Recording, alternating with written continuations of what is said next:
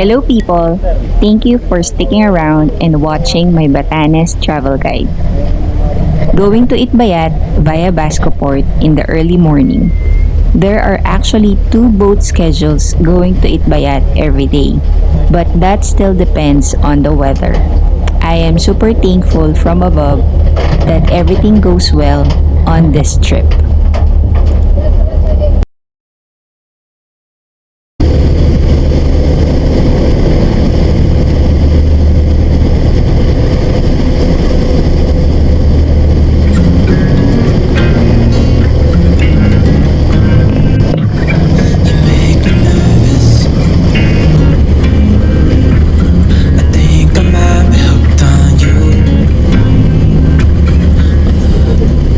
You see how rough the sea can be going there. God's perfect timing it is. Everyone, welcome to my favorite place in Batanes. This is ITBAYAT. So just sit with me, talking to the night until the morning, building chemistry. I don't think I ever wanna go, come closer next to me. Trying to find another way to say this, but I think we were meant to be.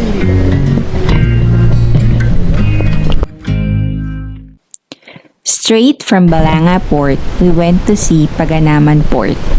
I guess this is the port where the fishermen go in and out of sea to catch fish, because the water here is a little calmer. But I am still guessing how the heck they have carried all those fishing boats up to park in this super steep road. Grabe naman to pababa na to.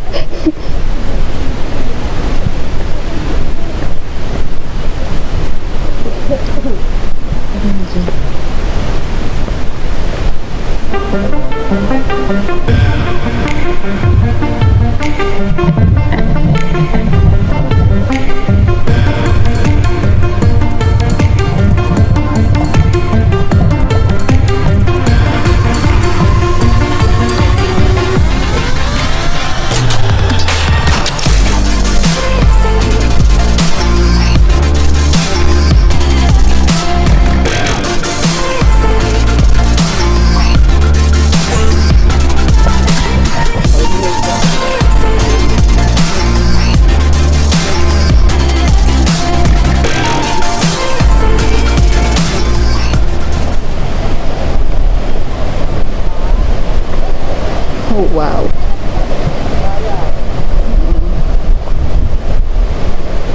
But you know what? Once you reach the bottom, you'll be amazed with this beautiful view. A natural rock pool, but they call it Blue Lagoon of Paganaman Port.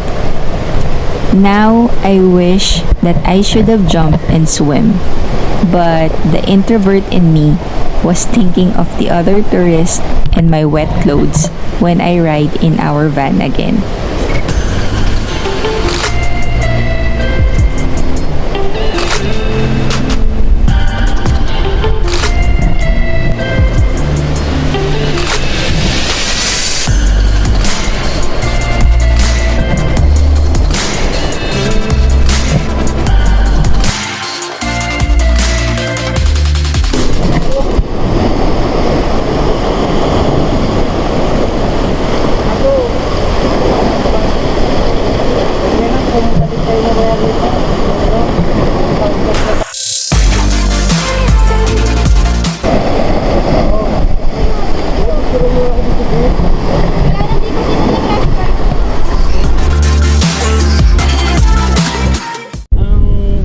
Kaya nang sinabi ko kanina, pag temperatura ng Batanes po, pag amihan po. You can actually trek Mount Karoboboan, but since we only have limited time, we went straight to the viewing deck.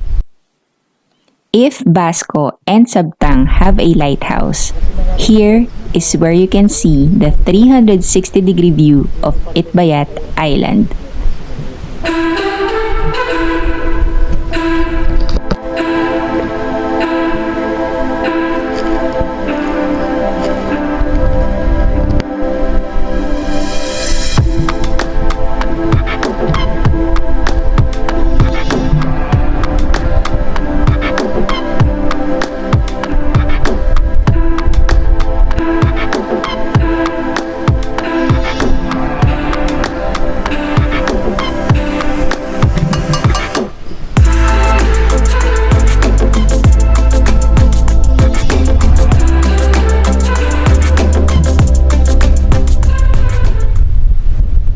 If Bali have Nusa Penida, in the Philippines, we have the must-see in ITBAYAT, the Torongan Cliff and Hills.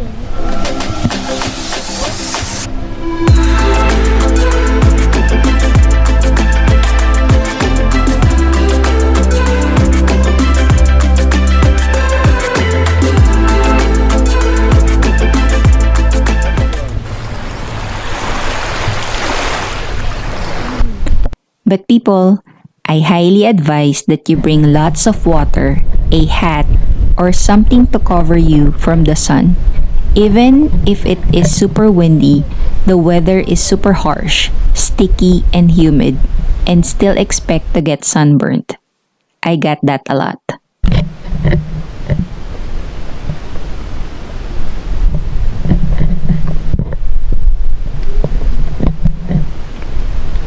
Ha! The trek didn't stop there because after that you visit Torongan Cliffs is where we walk towards Torongan Cave, where you will go spelunking for about 10 to 15 minutes after you reach the end of the cave.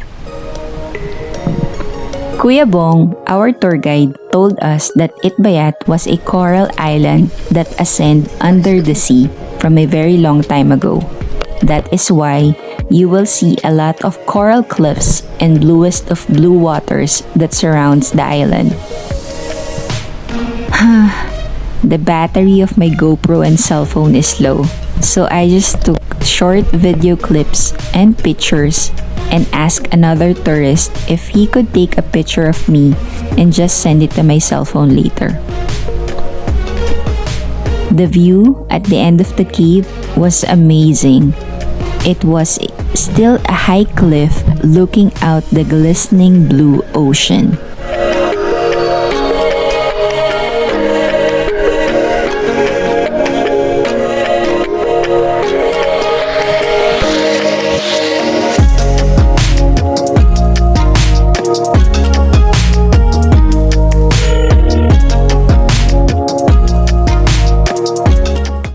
I actually call this heaven on a cliff.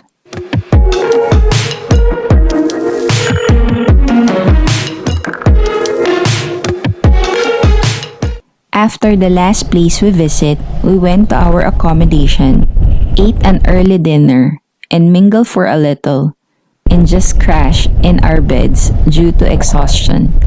And also, we have to wake up super early for our tour the next day. Wow! It's 3 a.m. and we are already trekking. I think we just had coffee and bread before heading out.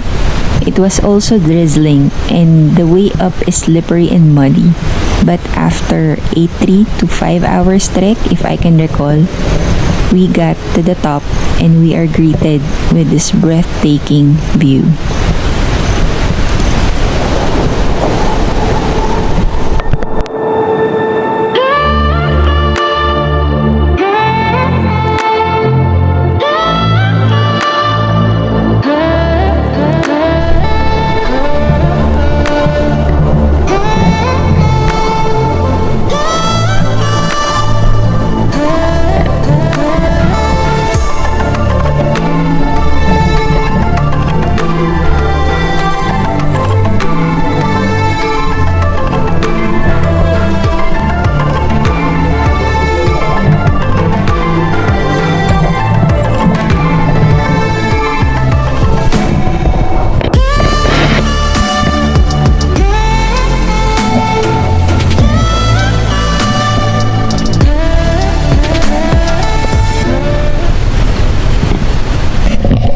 This is Rapuncliff, the Lord of the Ring Fields in the Philippines. Sorry, the camera won't really give justice on how beautiful this view. That is why I encourage you to visit Batanes, especially ITBAYAT.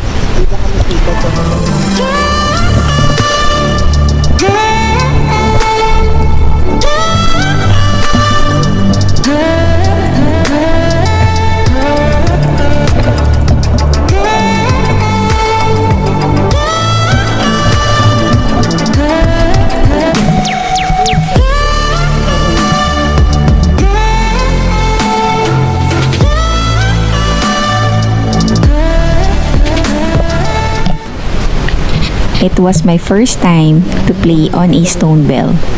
It was a natural rock formation that produces a bell-like sound. But before, it was said that striking the stone bell served as an alarm for the ancient inhabitants when enemies were approaching. The bell was also used by farmers as a signal for meetings and to gather their goats.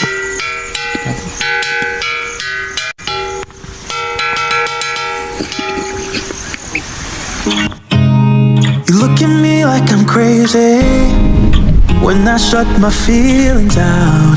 You look at me like I'm different, still you stay cause you feel something real. Get so lost in my moments, doesn't mean I don't need you. I fell in love with your colors, they kinda tell me what I'm thinking. I fell in love with The behind the scenes of being a solo female traveler. Tripod is my best friend.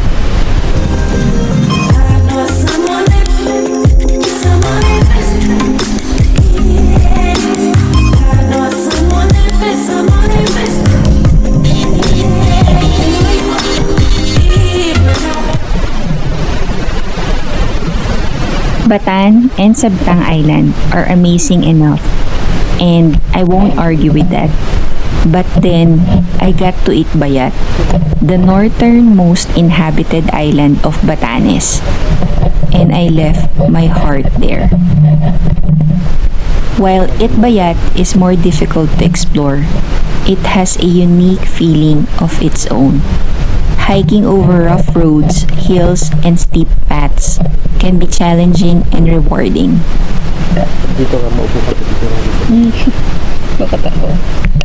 Of all the places I have explored, this is my favorite spot in ITBAYAT.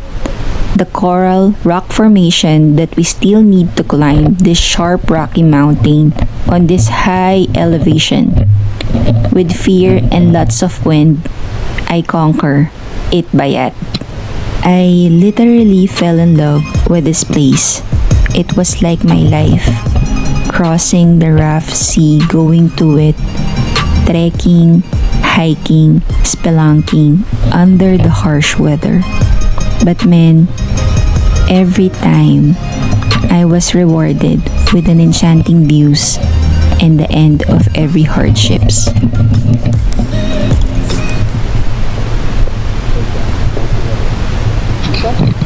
I love you, ITBAYAT, Batanes. You will be my forever favorite destination.